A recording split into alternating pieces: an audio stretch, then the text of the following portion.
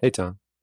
Oh, what was that? What do we got going on over there? It's a little pale ale, little hoppy IPA, little Boston lager. I think in the past on the show, I've told you that it was seltzer water, which was like I thought it would be a good lie, but you're always like, "That's the worst thing to drink while recording." I'm like, "Oh no, it's always been beer. It's never not beer." Are you serious? Yeah, I thought like drinking water, you'd be like, "Oh, LOL," like silly, but no, yeah, it's anyway. There's a little peek behind the scenes. Happy Thanksgiving, man! It's Thanksgiving week. It would have happened yesterday at the time of the publication of the episode. Yeah, as of right now, it is the day before Thanksgiving, but we're going to pretend like we are in the future. How was your Thanksgiving, man? Was it good? Did you have a good time? I think so. And I hope whoever's listening to this on the plane or train or automobile heading back, that they are having a good time too. And have a full belly full of food. I don't know about you, man, but I fucking hate holidays. Every single one of them. I do my best. You're a Scrooge McDuck, dude. Well, no. Okay. So as I'm in therapy, I'm starting to realize that like all of the, tell me about your childhood stuff. Like there's a lot of merit to the issues you have as an adult. And I had a lot of family issues as a child. So I think it's no freaking wonder I hate holidays so much and do my best to avoid them completely. But I think not celebrating a holiday is like more, it gives me more joy than like leaving a party early without saying goodbye. I love it. Okay. Playing into the Irish stereotype a little bit with the early goodbye there. I could see that. Well, we've talked about that on past Thanksgiving episodes a little bit, but hopefully you all got to go. I'm never going to stop inviting you, Tom. You're forever invited. Feel free to come and not talk to anybody. Feel free to not even come, but open invite. I will say forever. that I'm coming, and then at the last minute have car troubles. Well, don't be a rude guest. You can just say no. That's the whole point of the exercise, I think. But the whole fun is bailing at the last minute. Oh, well, you're just a bad person then, I think. I don't think that's like hashtag anxiety, bro. I don't think you can throw anxiety in front of that, oncoming train or whatever. Like, I think you got to own up to that one and you just say no. I'm anxious. Not like, yep, I'm coming. Better set an extra plate out and make some extra food. That's just fundamental bad manners. So I think you're mixing the two. Like, I'm anxious. I can be to the host. No, I think you should say. That's my 2 cents. That's some tough love the day after Thanksgiving. You got to get your act together, son. You're an adult now. You're a husband. All right. You're a dog dad. Okay. We should start the show. Happy Thanksgiving, everybody.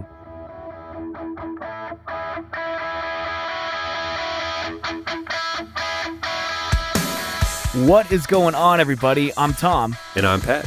We're best friends, and you're listening to the Reminiscent Podcast.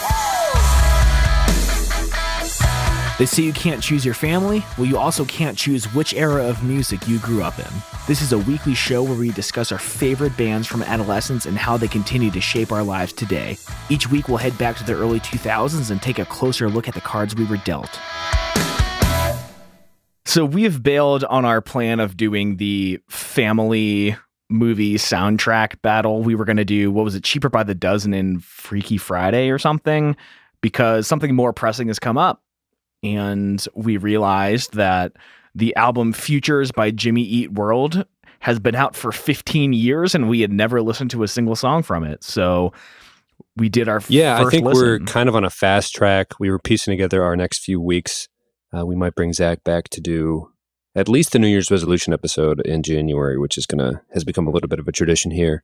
And we looked at all the anniversaries. We're probably going to do a Christmas mixtape draft of 2000s Christmas albums and things like that. We're like, oh my gosh, there's too many anniversaries that we need to squeeze in. And then we looked at Futures and we were like, how have we not heard a single song off of Futures? We're like, we have to do it, even though we were going to have obviously not long enough time to study. 15 years too short amount of time to study this particular record, but we're coming at it from the angle of, okay, let's take this album in, and how would our 14-year-old selves have? I think I would have turned 14 about a month after its release.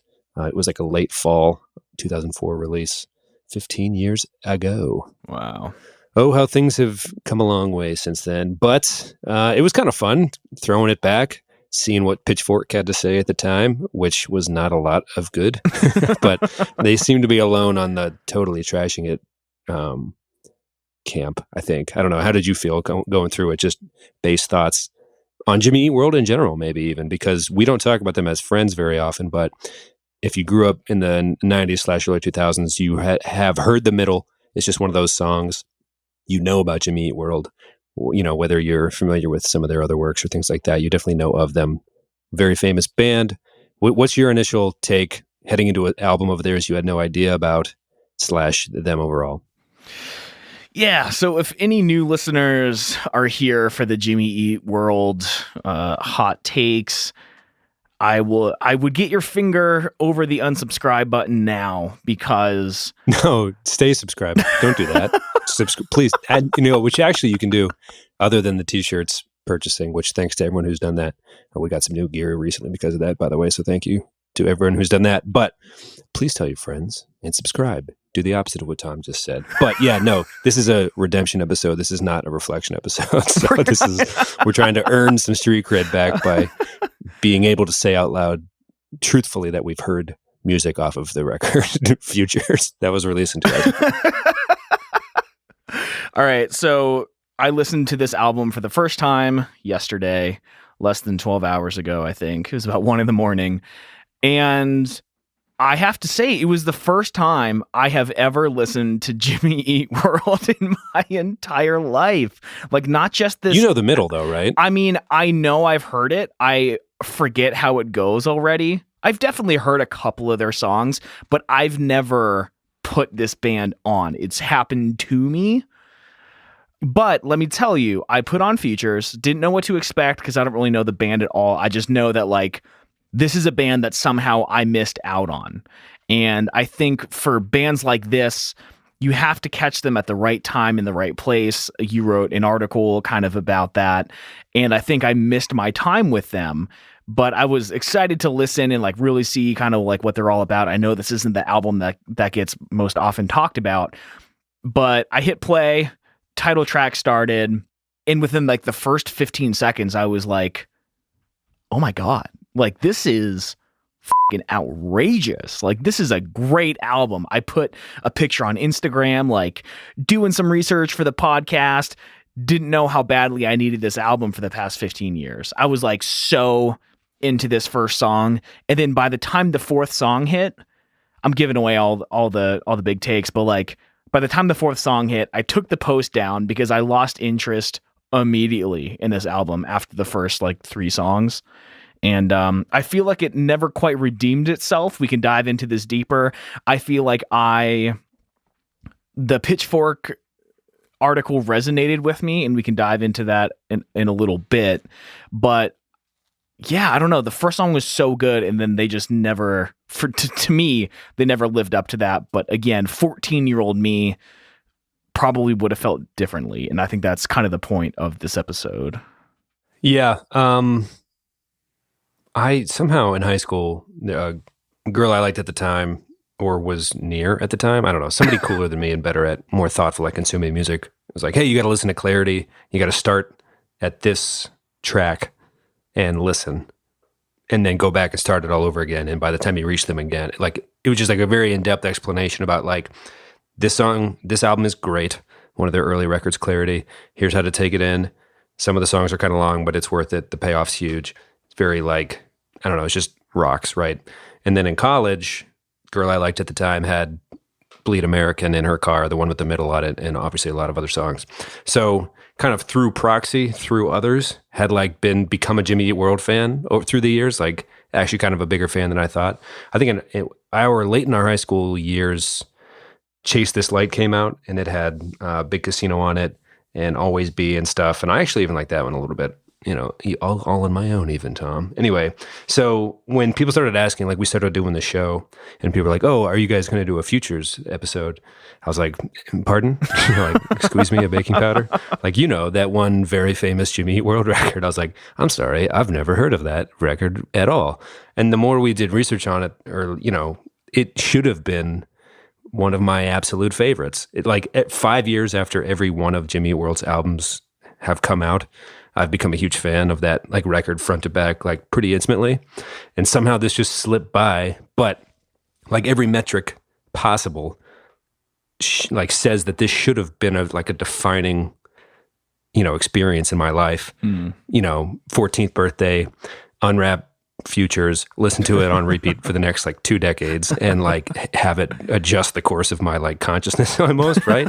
But for somehow it just fucking didn't happen that way. And I really, it might not be the best Jimmy Eat World record. I don't think anybody would argue that, but I'm just kind of shocked that didn't happen, given how aware of a lot of their other stuff, I was. Well, okay, to give you a little bit of credit, name any band's 4th album. Other than Red, which is Taylor Swift's 4th album, which is one of your favorites. But like, name any band's 4th album? Yeah, I mean, this is their 4th album. I don't think that like. Oh, I mean, if you could probably do Weezer and Blink and some of your. I mean, everyone's got favorite bands that they track. But like the 4th one isn't the most often talked about, right? So well, like, here's the first hot take we're gonna lay down. I think is Jimmy Eat World a tier A or tier B early or 2000s band? I mean, it depends on if we're talking about. I would say, is it blasphemous to say B plus? I mean, looking at that Pitchfork review, and they were saying they killed the emo and stuff, like some of the death of emo song names, like Pain and Kill and Work, and it's just like, I think it's more in the wheelhouse of what emo was at the time. Like, I think it's kind of like Jack Black jokes. You can't kill the metal. You can't kill the emo. Like, this wasn't going to kill it. It was only going to fuel it and make it stronger somehow, or live inside that small world and become everyone's cult favorite from the genre or subgenre or whatever, I think. Yeah, but I think if you don't expect too much from Jimmy Eat World, or like, they're definitely more than the one-hit wonder of the middle being there. I think that kind of goes without saying. But if you only expect them to have 4 or 5 good songs on any given album, then I think you're going to have a better time. Like, people love to, I was thinking about it like this. And Pitchfork actually gave their most recent record, which is one of our songs of the week. I brought it up a couple months ago. They gave that one a 6.9, which seems weirdly criminal. Maybe Pitchfork has gotten soft, and I think they probably have, or like in the age of, needing more clicks and things like that. Being harsh, that shtick like isn't what they necessarily cling to anymore. But I think the sound, Jimmy Eat World's sound, and I'm rambling, sorry, I'll let you talk in a minute, but I've been trying to work around this point. But like, if you're like, oh, most of the records start to sound the same after a while. But me, as a hardcore Weezer fan, that's always been true since like Make Believe. But Jimmy Eat World fans are like, yeah, that's perfectly exactly what I want as a fan of the band. That's the noises they make, right? Like, I enjoy those noises. So like, I think if I'm going to let Weezer commit all these crimes, I have to let Jimmy Eat World commit all these crimes, and then just like accept the fact that a third of the music they've been putting out since maybe their number 1 A record, Bleed American, let's say, for the sake of argument, if everything else after their peak is just going to be pretty good and not great, and, that's fine. I'm like, it's better for the world, not worse, that they're continuing to be productive, I guess. I don't know. Well, I feel like I can't really say much because I don't know this band that well, but I just think like, they're probably just a pretty good, not great band to begin with. I'm sure that's not sure for everyone. I guess my perception of them was colored by listening to Jason Tate go off on them so much, because he like loves this band, and I think Thomas Nassif of the Encore podcast, like one of their favorite bands. So since that's like the only music podcast I've really Mark consumed. Hoppus too. Oh, really? Mark Hoppus on Twitter is like a noted, I don't know if it's Futures specifically, but he never, like, more often than not, finds a way to tweet about Jimmy Eat World and how like jealous he is of their lyrics and stuff. That dude, okay. Which is pretty telling, I think. I mean, they're great, but I mean, I think the lyrics are garbage. Okay, but this is the first segment we wanted to get to. How would 14-year-old us have liked this album? Which I think is a more fun game to play, because I would have eaten every word of this album up. I can guarantee it. Okay, so 28-year-old me listened to this album for the first time, and I wrote this I was taking notes as I was listening, and I was actually reading the lyrics, because you know that like you make jokes often about how I don't pay attention to lyrics, and I figured I should for the point of this. If only because it's so different than how I take it in. Like, to me, the lyrics are like, you listen to the recording quality, I'm like, I could give a right. Like, which you mentioned to me the other week was grammatically incorrect, but I could give a that it's grammatically incorrect, which is worth clarifying. But yeah, no, I'm just kind of shocked you don't take it in that way, but it's only because it's different. That's all. I'm not hating. Well, I wrote down that like a lot of these songs sound familiar. I know that I've never heard them. They sound familiar. Some of them have great guitar work. The drums are pretty fun. The early 2000s really loved their ride cymbals, but I wrote that like I just don't care about the lyrics. I mean, they seem so, I don't know. Well, let's play that first game then. What's the song you would have liked the most as a 14-year-old, you think? If you're willing to admit that 14-year-old you might have liked this album. I guess two-part question. I wrote down I probably would have, I don't know if I would have listened to this when I was 14, because when I was 14, I was like only listening to Blink-182 and Green Day. That was it. Like nothing else. So okay. I probably wouldn't have, but that started a journey of you getting into a lot of stuff. So, I mean, we've talked about this on the show ad nauseum, or welcome to the show. That is the show. But like anyone who knows the show knows that was your like started to listen to your own music for the first time, right? It started with Simple Plan and then went into Blink and Green Day. Yeah. Right. So like in later stages, as you crept towards high school in the mid to late aughts or whatever, could you, I mean, I guess it would have happened if it was meant to, somehow it slipped by both of us, but do you see yourself, like, is there a Jimmy Eat World song or album that you think you would have liked, or you just think if it happened again in an alternate universe, what percentage of the simulations would include you being a big Jimmy Eat World fan, I guess? I'd say like maybe 10%, but I think Kill would have been, I was super sad and angsty at 14. I felt a lot of pain in the music, and I don't think that his vocal performance captures that same emotion. But the thing that I did like about the chorus is that like, or about the lyrics, is that there's no like set chorus. There's like the melody and there's the rhyming pattern, but like the chorus changes every time and only the last line is the same. I found that really fascinating. And I know that like coming up on 2005 and 2006, I found a lot of like post-hardcore bands and metalcore bands where I really liked that they didn't have choruses. It wasn't like the normal musical structure.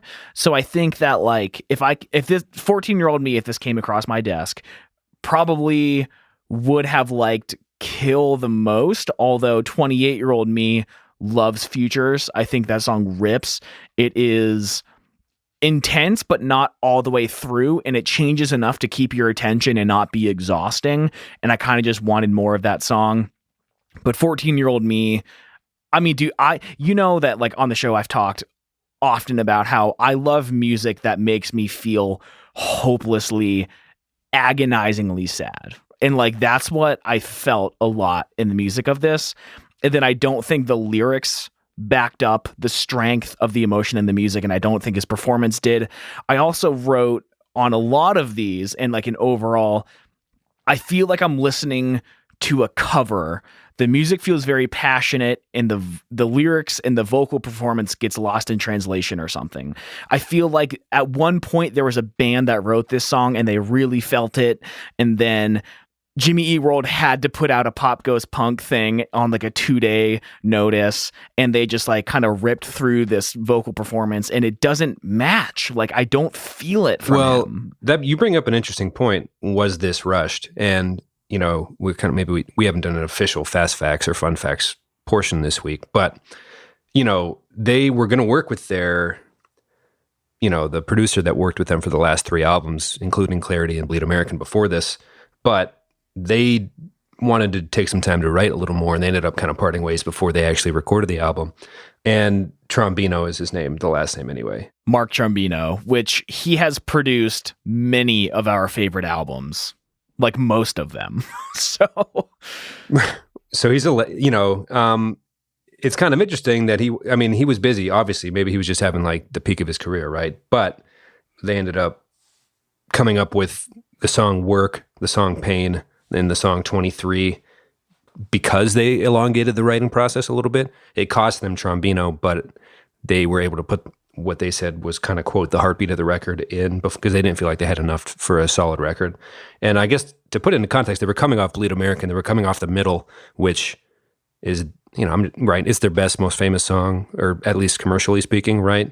So I'm sure there were expectations heading into this record that was going to end up being pretty freaking emo, right? I mean, to come out with the middle, you're this fun poppy, hey, who's this Jimmy Eat World, this rock band? It's like, we're going to come out with a really sad record, and it's not going to be Trombino. And we took a longer time to write it. So I feel like there's a lot of, I don't know, like if you said it felt forced, maybe it was a bit, right? I mean, it cost them the producer they'd been working with for a while. There's a quote on one of the Wikipedia pages about Jim, the lead singer, saying it's, quote, all old man, time goes on. The whole Futures thing, when we started making a record with Mark, where we were nowhere ready to start making a record, it was an unfortunate result of a lot of bad decisions, et cetera, et cetera, et cetera. So he kind of goes on to make it seem like it's water under the bridge, just an unfortunate thing. But I feel like I've met a lot of people that still freaking love Futures.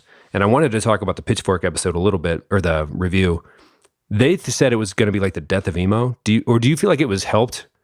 They try to make it seem like it hurt emo as a genre, but I would argue that it was helped by the fact that emo was even popular at the time. Like, to go from the middle to come out with something as emotional and pill-centric and pain-centric as Futures. Do you think it was just aided by the fact that emo was even a thing at the time, or a product of the time period? Or I don't know, putting this all into a little bit of context, do you have any thoughts? I mean, I definitely sympathized with a lot of that Pitchfork article.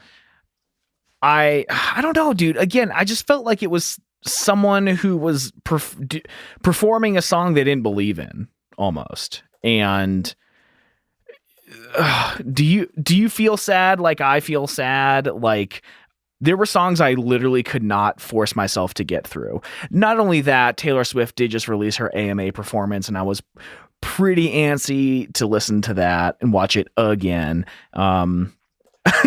So there were just things I was more interested in, but it felt like bad emo. It felt like bad poetry. I don't know. I'm sorry. I feel like I don't even have the right to speak about this band because I just listened to them for like the first time yesterday, and 2004 me was a mess. So who knows like what I would have related to, but is 2019 you not a mess? I have. I'm just kidding. I'm messing. I'm sorry. I was supposed to come off as more obviously like a ribbing or like a joking, but you got so quiet. I was like, I apologize now. Very inquisitive. Do it now. No, I know. Tom, speak to me a little more about this whole mess theory. Is this a period that's over for you? Sorry, I was messing around, and yep. Anyway, yeah, Pitchfork, they gave it a 3 out of 10. Quote, may have finally dragged emo down as far as it can go, end quote. Quote, watered down versions of the band's earlier rockers, end quote. I think two things can be true. I think it can be a watered down version of their other because their other was fucking Bleed American with the middle and everything, like one of the best records of the whole fucking millennium so far. So like, yeah, okay. It's a slightly worse version of their best. Yeah, okay. That's fine with me. It's allowed to be that, but it's also allowed to have some bangers on it. You mentioned the album opener. I think it's probably I don't know if we want to go song by song. I did want to say that there were some other reviews. And I don't know if you mind if I read them. Oh, no, I think Pitchfork was the only like glaringly bad. I think review. Overall it was pretty well received by fans as well. But a lot of other people, if Jimmy are in the middle, this is Brian Hyatt of Entertainment Weekly. If Jimmy are in the middle of a long ride, Futures remains just enough tunefulness to keep us from jumping out of the car. Tim Sendra of AllMusic, quote, Futures will most likely not be the sensation that Bleed American was. M- it is too dark and inwardly focused for that. But these are all like kind of backhanded compliments in the emo era, I feel like. Like, this is very emotional, and everyone at the time was probably like, yeah, it is, dude. I love it. Like, I know, this would have been 40% of my bus rides. I almost guarantee it, like, throughout junior high and high school. At The Guardian, one last one, Betty Clark said, quote, singer-songwriter Jim Adkins jumps neck deep into heartbreak. His lyrics are his strength, end quote. So I think everyone's saying correct things about it, but I don't think that means it's bad. I think it's just what it was in the emo era. And it was not their best, but that's fine because their best was terrific and like one of the best of the century so far, like of the new millennium. I mean, I don't know. I'm good with all of it. I don't think anybody's necessarily wrong. Okay. Yeah. I don't know. The first third and what was it, sixth song. I'm not mad it's there. Again, I can choose to ignore it, and I probably will for the rest of my life. I think Jimmy Eat World deserves more respect than I'm currently giving them, but like, I would say that's an understatement. Yeah. They probably do, man. But just couldn't vibe it. Let's do this. Okay. The song that you would have been most likely to love / the most 2004 song on the record. They can be the same or they can be different. I'm just curious if you had two that would fall under either of those two categories. Ooh, let me pull up that note again. Because I know you had a strong case for one of these songs being the most 2004. I'm going to go ahead and, while you look up your stuff, say that Pain is the perfect 2000s hook. Like, take my pain away. I don't know. That song rips. I love it a lot. I know I would have loved it then. And it's like a very good teen song. I want something to take my pain away, my perceived lack of actual pain. You know what I mean? Yeah. I wrote a little bit on the notes about how that being followed by Drugs or Me was like, on every record I like by Jimmy Eat World, there's a situation where they go from like bleeding ears fast to heartbreakingly slow in like before you even realize it's happening, kind of. And I think on Bleed American, it's sweetness into the Sleepless Roads Where Sleepless Goes song. I forget the name of the song. Anyway, they're kind of like, hey, where do you think you're going? You know, like we're going to keep killing you slowly here through our songs. But going from fast to slow, switching it up, I think they're very, I guess, versatile, and I love them very much. But I think Pain into Drugs or Me was a good version of that. I think on Clarity, I had made a note that it was Believe in What You Want into A Sunday, where they're just like rocking your face off, and then they slow it down so like soul-crushingly soft into like, I don't know. I just love when they do that. I thought this was a good example of that. I thought Drugs or Me was a good example of a song that 14-year-old me would keep listening to pretend like I was living in that world. Like, man, she does have to choose between the drugs or me. But like, I'm 14. I don't even have a girlfriend, let alone a girlfriend who does drugs. Man, it's me or the drugs. I can't even tell you. I don't recognize you anymore, man. Pretend girlfriend that I don't have yet and won't for a while. I'm not going to go into it. But I definitely would have fallen super deep into that trap. I know I would. I think you're right that the title track, I think it might be their defining album opener. It's kind of similar to the track one on Bleed American, where it's just like a strong riff. Like, here's some energy. Welcome to the album. Relax. We got you for the next hour or so, you know. But I think Pain is the most 2004 song on the record in a good way. I don't think it takes emo down to its depths. I think it goes into the depths and thrives because of emo. I don't know. I think it's perfect for the time period and would have been great. I wish I would have been around to hear it at that age. Or I was around, and it was around. Again, I don't know what the happened. It should have. It really should have. Yeah, okay, so I wrote under Pain. I can see Fall Out Boy crediting this song as a major influence for them. Album is going downhill right on cue. Voice is too pretty for how angry it's trying to be or something. Don't think the lyrics are great. But it did feel, I do agree, it felt very 2004 heading into that 2005, 2006 angst from the kind of next wave of bands that we were listening to. And I wrote under Work. I don't remember how the song goes at all, but in real time I wrote, sounds familiar, but I know I've never heard it before. Beautiful guitar, actually reading lyrics now. Maybe 13-year-old me's favorite, that agonizing love. I'm a sucker for it. Yeah, this might be my current favorite on the album. I love like the teen angst, coming of age songs, movies, themes, whatever. Like, hey, let's get in a car and go from to not here. Yep, I'm in. Right. Any song that says that, I'm a fucking just kill me. Like, of course, I love that song. Hey, here's a car. We're going to point B. And we're in point A currently. You and me, baby. Like, yeah, that's it. That's every song in my iTunes library, I'm pretty sure. Or rest in peace, iTunes. Nobody has iTunes anymore, I guess. But you get the idea. I love that a lot. I think I would have loved it then, too. I think Pain would have been the definite, like, kind of like Sweetness, where it's just like, yeah, man, takes my pain away. I don't know if the title track is the best song on the record, but it's definitely the strongest riff. It's kind of interesting. No, I might be trying to draw too many parallels between Bleed American and this particular album, but they kind of follow the same rubric almost. And it's like track one is never meant to be the best one on the record, but it is one you have to talk about a little bit, if only because the riff is like demands attention almost. And I mean, you seem to notice it right away, obviously. Mm. Yeah, it rips, dude. Like, you cannot turn that on and like not have your full attention just like totally captured by it. But then I just feel like they never live back up to it. And again, I think that's why most bands don't put their best at number one, because then you spend the rest of the album just like, I just wanted to keep going back and listening to one over and over, which again, like we talked about this on Taylor Swift's Reputation. If you get one good song out of an album, is it still a success? You know, you can just choose to not listen to the rest. Obviously, it's another few years till you get more that you want. But like, this album is 15 years old. If I find one new good song to throw on a playlist, which, you know, I never make playlists, but in this example, yeah, I'll throw on Futures and call it a day. If you listen to the show, you know that we reference Taylor Swift and Weezer a lot. And we've talked about that theory of like, Weezer definitely is the main abuser, I think, in the whole music industry. Like, here's another album every year, different color. And I love them. But like, as a fan, you do, like, how much of Hurley do I need to know? Because I don't, you know what I mean? I didn't bother with that one. You know what I mean? But over the course of 30 years, you have 10 different openers and 10 different show closers and 20 different possible encore songs. So if we did that, like, if there was a Weezer farewell tour, it'd be a hell of a time piecing that together.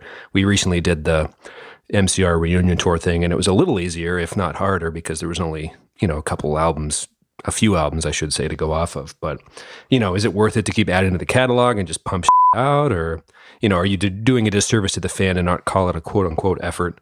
You know, I guess I kind of appreciate the fact that Jimmy Eat World was willing to wait and write what ended up being some of the better songs on the record to end up finishing the album, and they ended up losing their producer over it. Yeah, I don't know. It's okay that it's not Bleed American, because Bleed American is a special thing. Like, you know, I'm good with it all, I think. I'm glad it's there, and it's okay that it's not their best. I don't think we're being disrespectful by saying it's not their best, right? I think most would agree. Well, I would love to have people who are a fan tweet the show at _reminiscent FM, and where does Clarity land for you? Because I freaking love Clarity. Like, it's a very, very, very, very special long drive album, I feel like, or, you know, it's a whole different mood. I was talking earlier about it starts to sound the same. Clarity, I think, kind of stands on its own as like this softer, soft rock, special, emotional collection of thoughts. But yeah, Futures is kind of, you know, more the same, but that's a good thing because they're a good band. You know, you mentioned his vocals a lot. I think if you listen to some of the other songs from the rest of the catalog, pretty much how he sounds always. And it's kind of like Chester from Linkin Park, maybe, where you either think that's what makes him special or that's why you don't like it so much, maybe. Yeah. I don't know. Yeah. Like, it kind of separates the fans from the people who only like the hits or something, maybe. And that's just a guess. That adds up.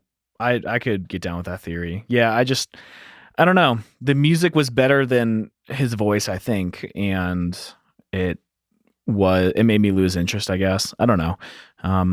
That's all right. Like, again, dude, I found one new song that rips. Like, it was a success. Right. Like, that's what more could you really ask for, especially since I didn't know the band. I was expecting nothing. Yeah, you know, track 2, pretty weak. Not a huge fan. Work is an all-timer for me, for sure. Kill is a good one. Kind of hokey, maybe. I don't know about hokey, but it kind of relies on the one trick they use in the chorus kind of throughout. It's like, okay, this is one of the 10 or whatever I don't know. And then it doesn't really match the energy of track 1 until you get to Pain, I don't think. But even then, it's like a watered down sweetness almost, in terms of if you're looking at the layout of standard Jimmy Eat World albums. Although I'm already getting self-conscious about the fact that I was itching my arm while saying that, because Tom always picks up on that when he's editing. Like, was something up in your life? Like, are you living life wrong? Because there's a noise. Like, anyway, I had to itch my arm everyone. Sorry. But yeah, we can move on now, I think, if you want. Any closing thoughts?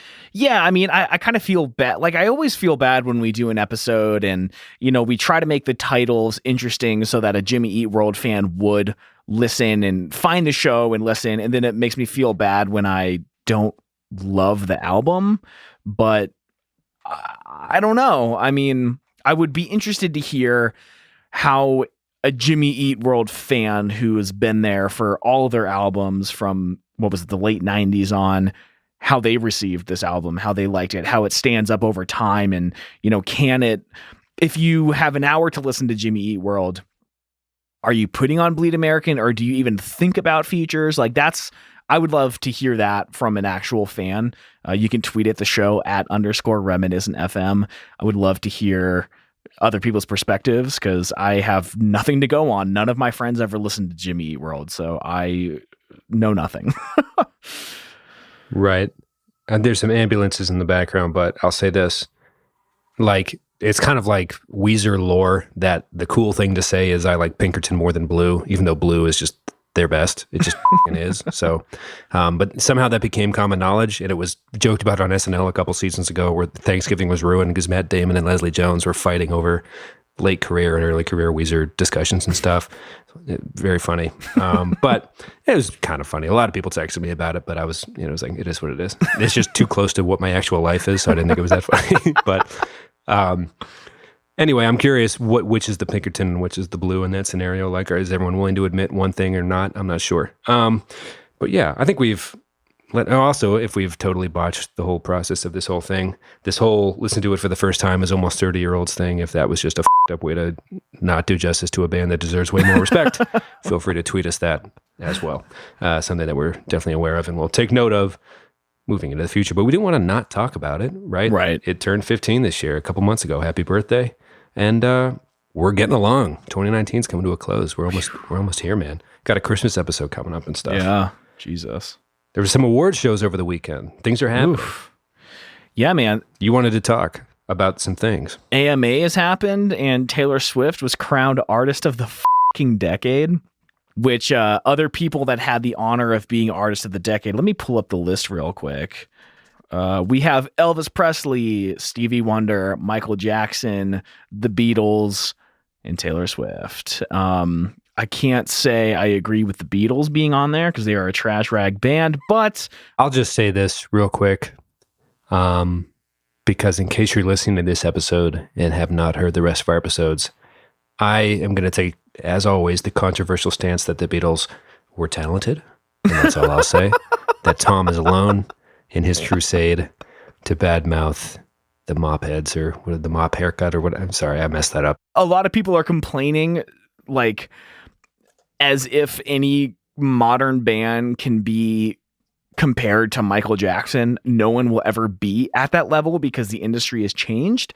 But I think in terms of numbers, in terms of the populist reception, it couldn't be anyone other than Taylor Swift. So I'm really happy. I, again, watched the 1989 World Tour documentary in its entirety last night until very late into the morning. My love for Taylor Swift grows every day. No fighting it. Very happy to see her on the AMAs. And I saw Camila Cabello perform for the first time. And her performance of Living Proof was like fucking inspired, dude. Like after that, I stayed up till 4 a.m. working on a cover, like a pop punk cover of that song.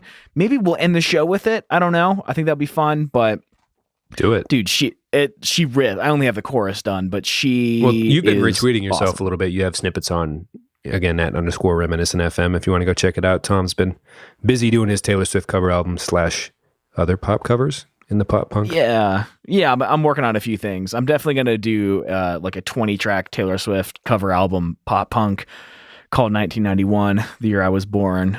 But I had to take a break and start working on Living Proof because we'll put links in the show notes, reminiscentpodcast.com/episode/147, 147. Dang. Is our Christmas episode this year going to be 150? It might be. That would be awesome. Dang, that would be. We have passed 3 years of doing this show, which feels fucking insane. It really does. Also, you know what else we tweeted out was a thread for your holiday travels of our 10 most listened to albums. So yeah, head on over to twitter.com and get you some in case you missed anything. It's been a big year. It's been a fun year. We've had some growth, had some crazy Twitter interactions, and everything's been the growth has been truly odd, but thank you. Yeah. It's been fun. I will say this, and this goes as my song of the week as well. Awesome. Well, no, quick aside before that. We were driving to the rally to restore sanity from Athens, Ohio on Route 50 to DC, which I would take that with my buddy Ryan a lot because he was visiting his girlfriend at the time, now wife. He just would ask for some gas money and I could just go. And sometimes I visited Jews, sometimes I visited Donish at Georgetown or, what have you. We were going to the rally to restore sanity back when Jon Stewart and Bill O'Reilly were still fighting. Their feud was like important still then. But he and Stephen Colbert were doing like the rally to restore sanity, but Stephen Colbert was playing the devil's advocate. So he like fake spray painted the sign to say "and or fear," and crazy amounts of people showed up and filled, the lawn. But on the ride home from that festival, we asked our buddy Noah, or we're having a debate about who the voice of the generation was, and he died on the Taylor Swift hill. This was back in like 2011, and he was right. That son of a bitch was right. Very deserving, very interesting when you put her up against some of those other names, right? Can't think of any other names. She's the only one. No I think competition. there was a little Kanye talk, but I think Taylor for this decade, I think deserves it. I think Billboard has their own artist of the decade, and they named Drake artist of the decade. Name 3 Drake songs. I think a lot of people could, honestly. I mean, he's super famous and very productive and successful. But, in terms of reach, I don't know. That's an interesting, I think Drake is an interesting choice. If you would get the clicks for the anti-Taylor people, you get some share there. But Drake's obviously one of the top people of the decade for sure. But yeah, it was interesting. Interesting that Noah was right, kind of in that it's like you think back, like who defines music for our age group? It's got to be her, if not Kanye and Drake as well. But the top 5 would be interesting, or that Mount Rushmore would look kind of interesting. But yeah. Point 2. So yay, AMAs. Point 2, King Princess on SNL. My song of the week is 1950 by her. I've been listening to it on repeat for the last week. When the fog came in, by the second verse, I looked at my wife and I was like, holy shit, and like with a question mark over it. But then the fog came when she finished it with the version with the guitar solo. Then she just raised the guitar at the end. I was like, holy shit, like exclamation point. Like that was lovely. That was amazing. And it wasn't even one of her newest songs, I don't think, if you look at her catalog on Apple Music or Spotify or whatever. But I guess if you have your moment in the spotlight, bringing out an Old Faithful and then close it out with a crazy guitar solo. It was good. It was fucking really good. I was pumped to have seen it live. Yeah, I have only seen a small handful of full SNL episodes in my entire life, but they started showing up on Hulu in our like recommended. So a couple days ago, Megan and I watched the Chance the Rapper episode and was it Will Ferrell? Yeah, the Will Ferrell episode with King Princess. And first of all, the Chance the Rapper episode was one of the funniest hours of television I've probably seen in my entire life. Like, not a weak moment in that whole thing. But yeah, when King Princess came on, we had never heard of her. And same thing, we were on the couch and we kind of looked at each other like, this is like super good, right? And then, yeah, by the end we were like, damn, like Apple Music now, everything. Yeah, I guess Harry Styles, who was on the week before, she had been opening for him on his tour. So I don't know if he kind of vouched for her or something, but I'm super glad she was on because, yeah, she rocked it, man. Yeah, good, dude. Yeah, that's a super strong pick for this week. My songs of the week, I'm going to give you 2, just because one feels like Living Proof by Camila Cabello. Like, everyone probably knows that song. I mean, she's one of the biggest, whatever. I'm really loving that song. Her performance at the AMAs was awesome. She was in this, like, room where the walls, ceiling, and floor were a screen, and it was really kind of disorienting and mesmerizing. It was super cool. You seem to be pretty moved because I woke up to a lot of texts Monday morning. Jess and I were out of town and we're kind of sleepy from our trip. And Sunday nights are usually Watchmen on HBO and Rick and Morty after that and Silicon Valley and stuff. So we have like Sundays are like TV night. But I looked down at my phone and you were like, You had takes for days. And I was like, Tom has been emotionally and spiritually moved by the events of the AMAs this evening. It was awesome. So yeah, Living Proof by Camila Cabello. And in one of the Slack groups that I'm in for one of the groups that I work with, one of the dudes recommended the band Chief State. I think they're like a UK pop punk band. They have a song called Broken Eyes, the opening track of one of their EPs, and it's just a really good energy, great guitar work, super loud production, sounds great. Made me feel really sad listening to the production of that song after the music I've been working on.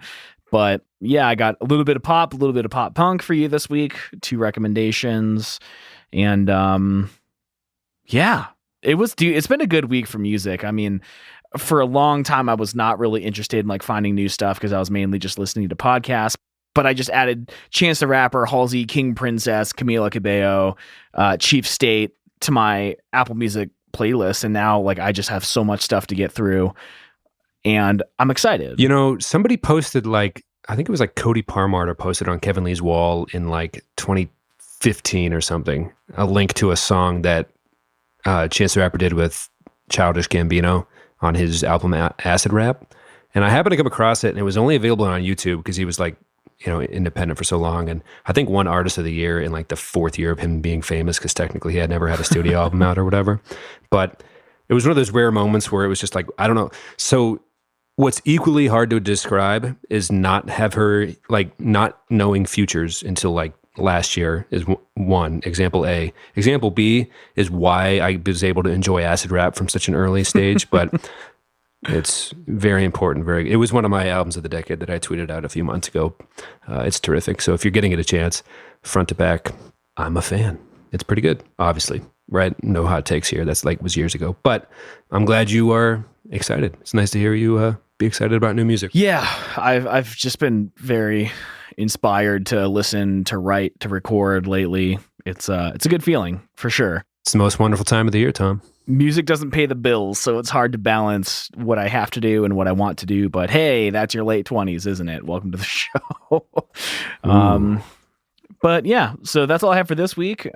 Excited for Thanksgiving. This was a good show in terms of bringing up a lot of things that we should be unpacking, but then blowing right by.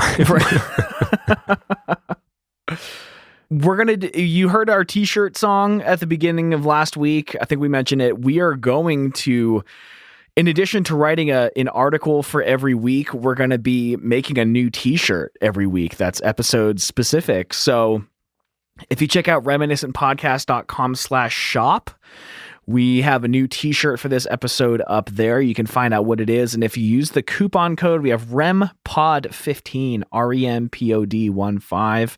It's a 15% off coupon code. Yeah, we don't have a Patreon. We don't really want to get one, but if you want a shirt's cool. If not, also cool. Thanks for being here.